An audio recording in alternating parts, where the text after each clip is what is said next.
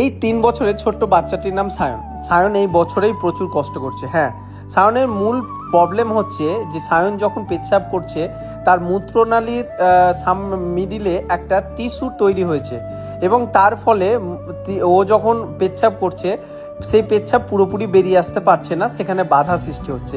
এর ফলে তার মূত্রনালী আস্তে আস্তে বড় হয়ে যাবে এবং সেই পেচ্ছাপ উল্টো দিকে কিডনিতে গিয়ে ভবিষ্যতে কিডনির ক্ষতি হতে পারে। তাই এই মুহূর্তে সায়নের দরকার একটি অপারেশনের, যেখানে তার পেচ্ছাপ যেন সরাসরি নর্মালভাবে নির্গত হতে পারে। এই মুহূর্তে সায়নের অপারেশনের জন্য প্রায় 60 থেকে 70 হাজার টাকার প্রয়োজন, কিন্তু সায়নের বাবা আর্থিক দিক থেকে একটু অসুবিধায় থাকায় সায়নকে দীর্ঘদিন ট্রিটমেন্ট করানোর পরে তার এই মুহূর্তে 60 থেকে 70 হাজার টাকা জোগাড় করতে খুব অসুবিধা। এই জন্যে একমাত্র পিজি এবং এনআরএসেই তার এই ট্রিটমেন্ট হতে পারে, অপারেশন। তাই সায়নের বাবা আমাদের ক্লাবের ছেলেরাকে জানায় এবং আমাদের ক্লাবের ছেলে আমাকে ইনফর্ম করে এবং আমি সায়নকে নিয়ে তার বাবার সাথে দেখা করি এবং আগামীকাল সায়নকে আমি পিজিতে পাঠাচ্ছি তার বাবাকে নিয়ে।